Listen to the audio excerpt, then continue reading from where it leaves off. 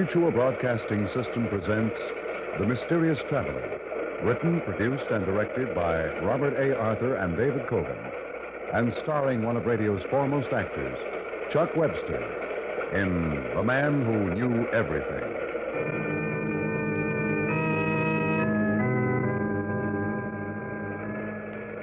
This is the Mysterious Traveler inviting you to join me on another journey into the realm of the strange and the terrifying. I hope you will enjoy the trip, that it will thrill you a little and chill you a little. So settle back, get a good grip on your nerves, and be comfortable, if you can, as we join forces with a man who had unique powers which enabled him to accomplish tremendous good. Or tremendous evil. I call his story The Man Who Knew Everything.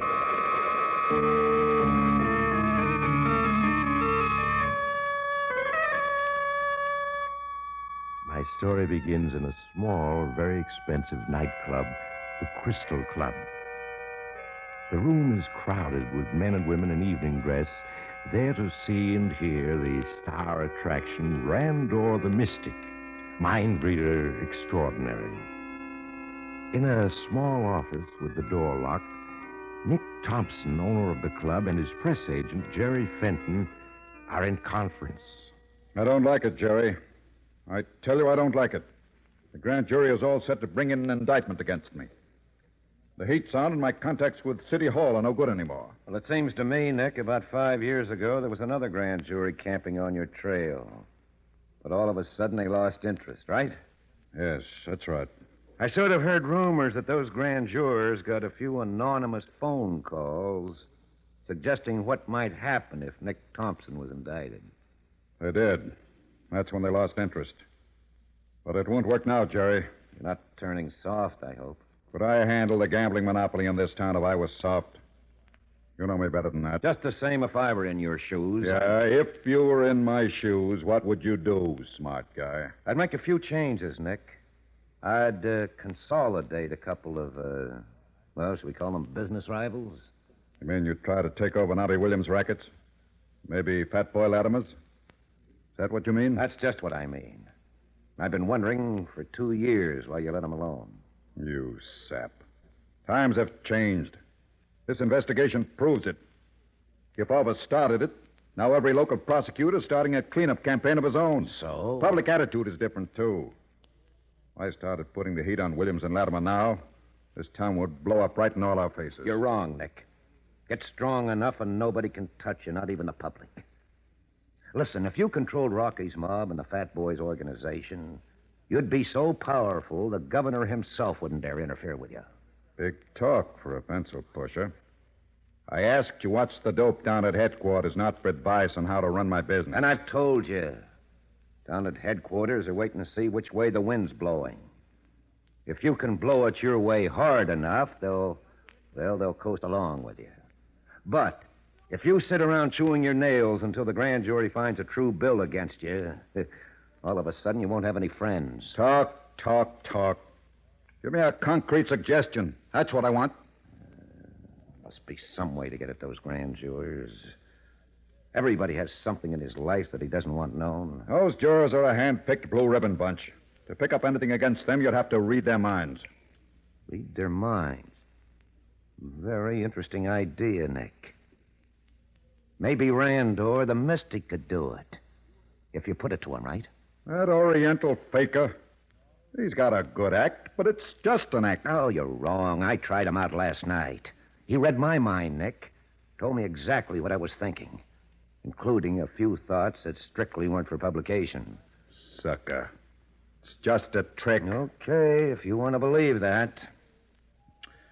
Well, if you're through weeping on my shoulder about the grand jury, let's step out and watch Randor put on his act. No need to. I can switch on my loudspeaker in here and hear everything going on outside. Very convenient. It comes in handy. And so, Yeah, there he is. Gentlemen, I shall demonstrate the mystic powers which I bring from the sacred Orient. I shall not ask you to write questions on a piece of paper. Just think them. That is all. Think them, and I shall answer them. What hooey. But they eat it up. I tell you, it's not hooey. I perceive a thought. A certain gentleman is wondering if his wife knows where he was last night. No, sir, she does not. But please, such trivial thoughts, I must not waste my powers on them. Here is something else. It's just a test, but it may convince you. The lady in the red dress wishes me to tell her what her automobile license number was in 1945. It was YX4590. Am I correct? She is nodding.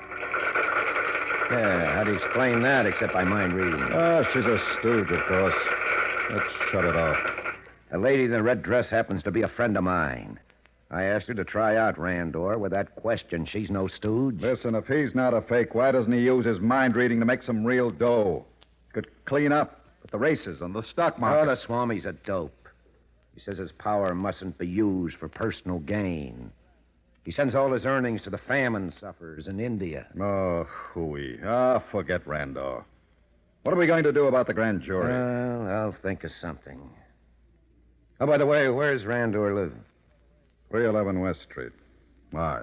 Just curious. Well, I'll drift along, Nick. And meanwhile, I'll work on your problem.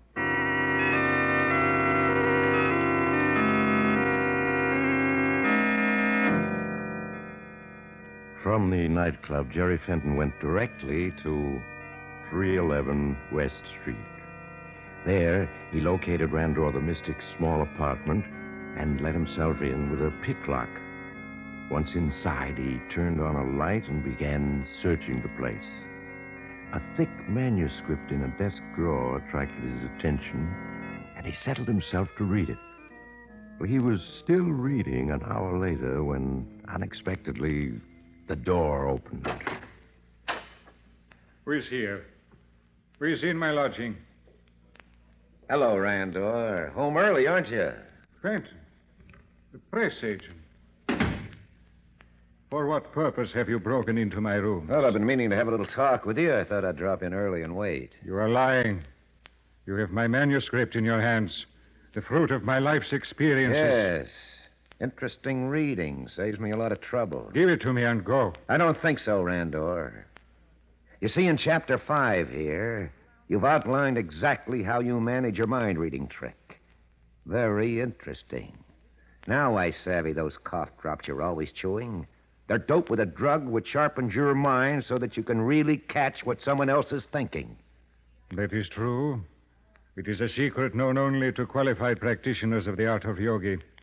It is not for the multitude. One person's no multitude, meaning myself. No. You must not tamper with such powers. Your knowledge is not great enough. It's great enough to get me the right stuff from a drugstore to make a mind reader out of me, too. That's all I need, Randor. No, I read your thoughts. They are evil.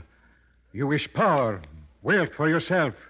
You intend to use criminal methods to get them. So what? Do you know a better way? I cannot permit it. You can't stop it, old man. I've got the secret now. That's all there is to it. You must forget it, or else you must die. You're going to kill me with that little knife? You're making me laugh, Randor. Now, take it. No. There. But I won't use it on you. I have a better idea. This pillow. I hold it over your face for a couple of minutes. Well, tomorrow the cops will think your ticker just gave out. No, you dare not. This power you have stolen, it will turn on you. Men's thoughts are not to be trusted. You will discover... Okay, that... Randor. Attention, you must not... Sorry, Randor. Nothing's stopping me now. I'm on my way to the top.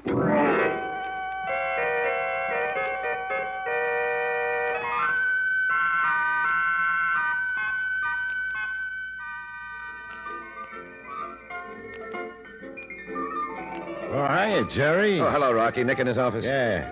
He wants to see you. He's been wondering where you've been the last week. Yeah, I've been busy. He's kind of sore. Yeah, that's too bad. I'll go in and cheer him up. Hello, Nick. Fenton, where the devil have you been? Last place you'd look for me. Been down to the courthouse. The courthouse? Listening to the grand jury hearings. Why weren't you where I could get a hold of you? Randor the Mystic conked out last week. Heart attack in his apartment. Yeah, so I read in the papers. I had to get another attraction fast. And I needed you to work up the publicity. But I've been working on a more important problem. The grand jury's decided to indict you. How do you know that? I mean, are you positive? Yes, I'm positive. That's the problem I've been working on. What do you mean? I can fix that grand jury if I want to. You can? How? That's my secret. Now, the question is, what's it worth to you? $5,000 cash on the line. $5,000. Is that all 10 years in prison is worth to you? Look, Jerry. You're working for me, understand?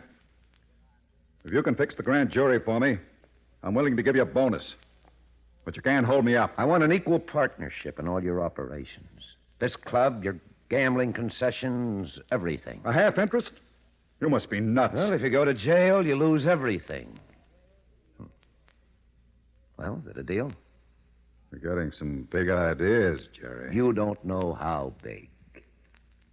Confidentially, Nick, I expect to be governor of this state someday. Governor? You? And I may go beyond that. But right now, the question is, am I in for a half interest or not? Okay. Deliver the goods and it's a deal. All right, I'll start right now. I have here the names and phone numbers of 3 members of the grand jury. I'm going to phone them. You can listen in on the extension. The first one I'm going to call is Jones, the foreman. Go on, listen in, Nick, but don't say anything. Okay. Hello, this Mr. Jones? Oh, this is a friend calling, Mr. Jones. I have some advice for you.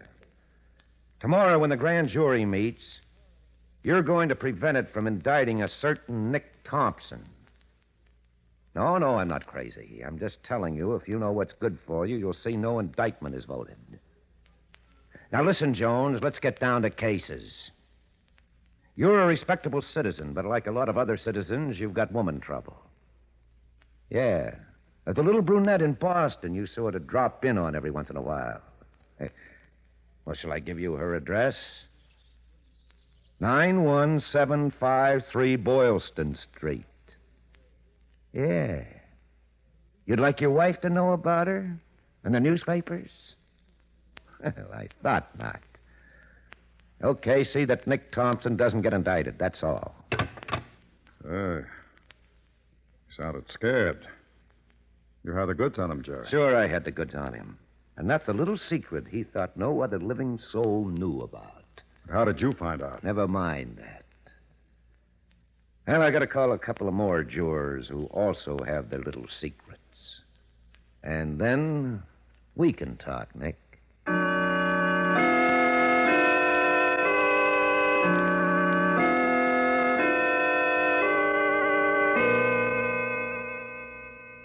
That's my final word, Wentworth. You help quash that indictment or I spill what I know. Now, goodbye. Well, Nick, you feel better now? Gotta hand it to you, Jerry. You've got those 3 citizens buffaloed. Now, spill it. How'd you find out? I hung around the courtroom, reading their minds. Reading their minds? What kind of guff is that? No, it's the truth. How else could I know? I don't know, but if you expect me to believe that mind-reading, Huey... Look, Nick, before Randor died, he passed on his little secret to me. Rando? Told you how to read minds? Well, there's nothing to it except concentration. Of course, you have to be close to whoever you're working on, but that's all. I don't believe it. How else would I know that you're still wanted for murder in California? I'm what? Pasadena, 1938. Shall I give you the details? Now, wait a minute. This isn't a gag anymore. It never was a gag. You see, Nick, you and I are going to get along fine because I have the goods on you. Just sitting here, I've been picking up your most secret thoughts. In that case, you should have known about this gun. But you didn't. Yes, I did, but you can't kill me. You're not human. A bullet won't stop you like it will somebody Well, else. sure it will, but that gun is busted. Been busted for weeks. You just neglected to have it fixed. Well, I'll be... All right, it's busted. Rocky! Rocky Brogan! Yeah, Nick? Come in. Close the door.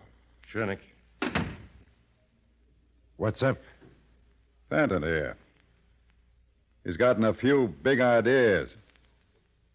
Too big. They're going to have to cut him down to size. You mean blast him? He knows too much. And his mouth is too big. Let him have it, Rocky. Right now. Well, gee, Jerry, you heard what Nick said. Yeah, I heard him. I guess we aren't friends anymore. So you'd better do as he says. Go ahead, shoot. Well, if that's how it's going to be... Wait a minute. You're pointing that gun at me. Rocky, you... Sorry, Nick. Me and Jerry had a talk earlier. I'm working for him now. You. Good work, Rocky. A partnership idea would never worked out anyhow. All right, now, after you've gotten rid of Nick, just start spreading the word to the boys that I'm running things now.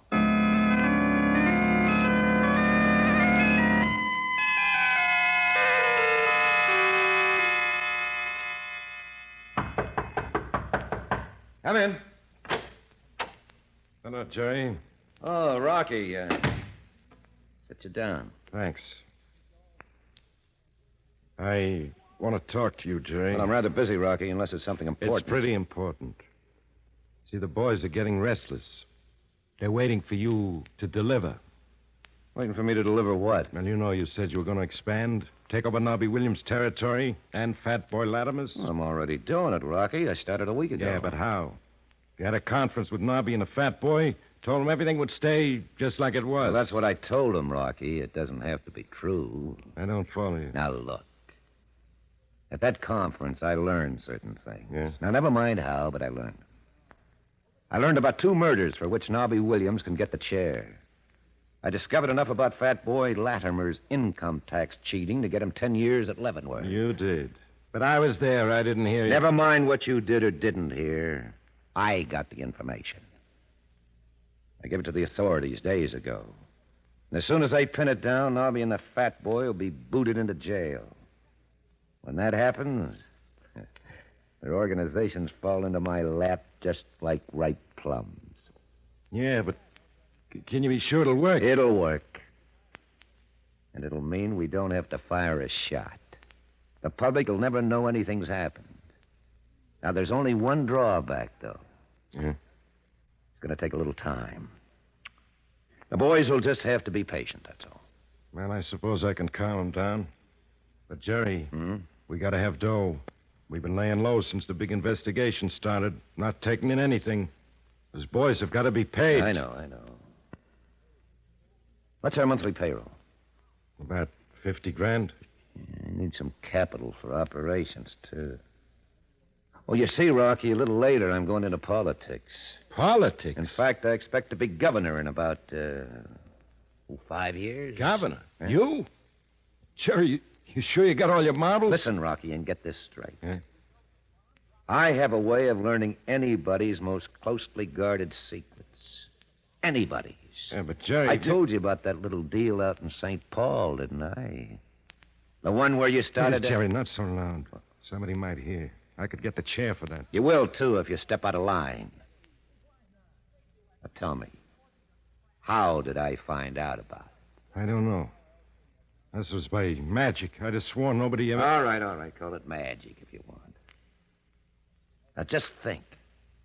Suppose I can find out the one thing a man, any man, is afraid of having known. Well, then I got a handle over him, haven't I? I'll say you have. So I go to all the big politicians, one at a time. I convince them I know their entire past, every dirty deal they've ever been mixed up in. Well, they'd make you president to keep you quiet. That's what I'm figuring on. But that's for the future. Right now, I need quick money to operate on. Yeah, I could get it in Wall Street, but big financial deals sometimes take a year to set up. The boys won't wait that long. I know. So, you got any suggestions? Yeah, I do. Something I had my eye on for a long time, only Nick wouldn't let me try it. A payroll stick-up. Payroll? Yeah. Well, maybe he just wants to get going, if it's safe enough. It'll be a cinch. It's the S&J company across the river. Every Friday, they send an armored truck to the bank, pick up $125,000, cart it back. If we could pick off that truck some nice, safe way... $125,000. That's right. All right, Rocky, I'll look into it. And for a beginning, I'm going over to talk to the treasurer of the S&J company. Yes, I may be able to learn a lot from him.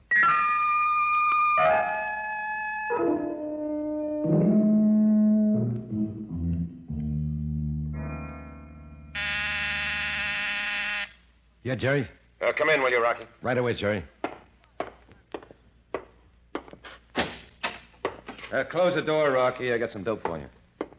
You mean about that payroll job? That's it. Yeah, it's all set. Now, this is Friday. By 10 p.m., we'll have that payroll. Have you got it figured to take the armored car? We don't need to. Don't need to, but... For your information, the money is not carried in the armored car. That's a bluff. A bluff? The payroll's actually delivered in an old truck marked Tropical Linen Supply Company. You're kidding. An hour after the armored car leaves, the laundry truck drives up at the rear of the bank. The driver, he's a little man wearing horn-rimmed glasses, carries in a bundle of clean towels, comes out with a bag of dirty ones. The payroll's hidden among the dirty towels. How'd you find all that out? Oh, I talked to the S&J treasurer. The rest is my secret. Okay, Jerry. Okay. So tonight, follow the laundry truck. Pick it up. Take it to our own garage. Get the payroll, then get rid of the truck and driver. After that, report back to me. Well, if you can work like this all the time, Jerry, Yeah? why stop at becoming president?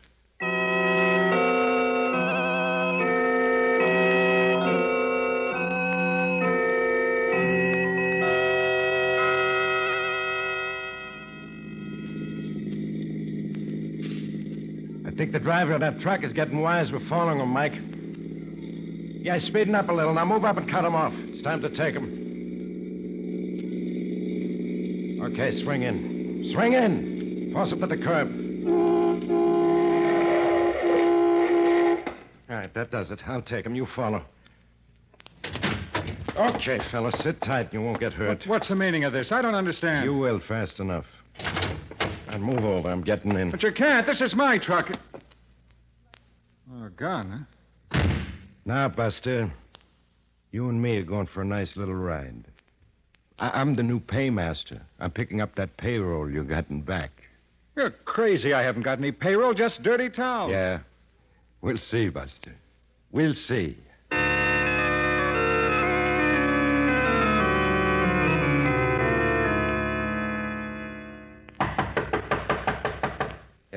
Yes. Who is it? It's Rocky Brogan. Oh, come in, Rocky. Oh, you're back quick.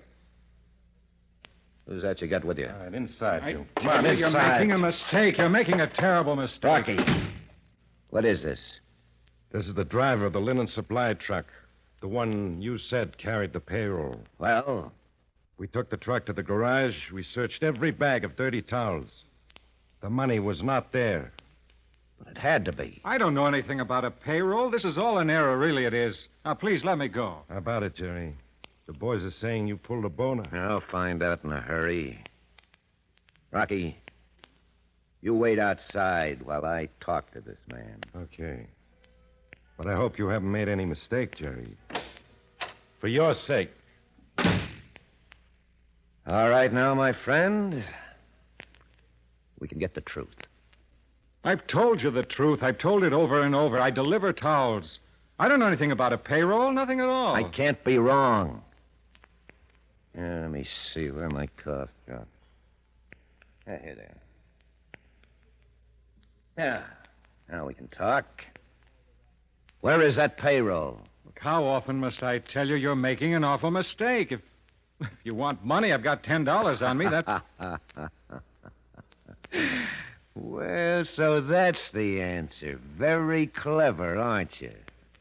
What do you mean? The laundry bag with the payroll in it is hidden in a special compartment underneath the floor of that truck. No wonder Rocky couldn't find it. No. You can't know that. That compartment was my own idea. Nobody in the world but me knows about it. I know about it. Just as I know anything I need to. Including the fact you're hiding a .25 caliber pistol inside your waistband. If you knew that, you should have done something about it. Now it's too late. I've got you covered. So you have. You've got to let me go, do you hear? Or I'll shoot. I'll kill you. Then shoot. Go ahead, shoot. I warn you. Let me go or I will shoot. My friend, you can't shoot. You've never fired a gun in your life. You bought that gun from your brother-in-law 2 years ago. Just to carry to scare off possible thieves. But you've never even loaded it. You can't shoot because the gun isn't loaded. How do you know all that? Because I can read your thoughts. Now, give me that gun. No. Then we'll get to that pay. No, I warn you, stand back. Shot me. What happened in here? Jerry! Jerry! He's dead. I killed him. The gun was loaded after all, and I thought it was empty. All the time I thought it was empty.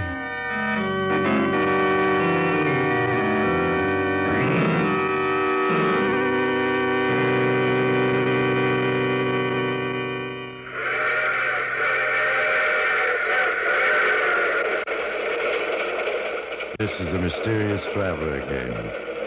Poor Jerry. He was all set to become the greatest man in the world. Now he's just another name in the cemetery. So that's what Brando, the mystic, meant when he said men's thoughts are not to be trusted. When a man doesn't even know his gun is loaded, what good is it to read his mind? But perhaps Jerry's fate will be a lesson to you. Don't depend on someone else to do your thinking for you, because sometimes you may find... Oh, you have to get off here. I'm sorry. But I'm sure we'll meet again. I take this same train every week at this same time.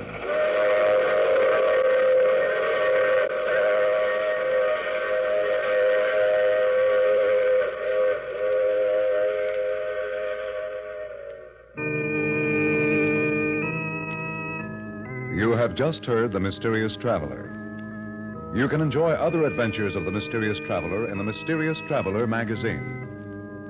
In our cast were Chuck Webster, Santos Ortega, Brett Morrison, and Maurice Tarplin, who played the title role. Original music by Fred Mendelssohn. All characters in this story were fictitious, and any resemblance to actual persons living or dead was purely coincidental.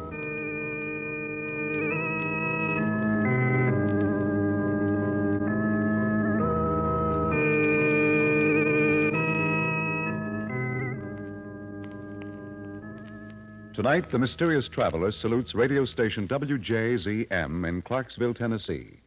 WJZM today marks its 10th anniversary of service to the Queen City of the Cumberland.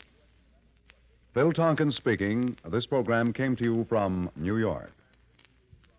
For news as it happens, from where it happens, listen to the Mutual Newsreel every weekday evening over most of these same Mutual stations.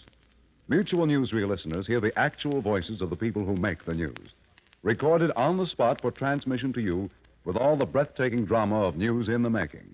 So for a program of news with dynamic impact, news you hear happen from where it happens, listen to the Mutual Newsreel every weekday evening over most of these same stations. This is the Mutual Broadcasting System.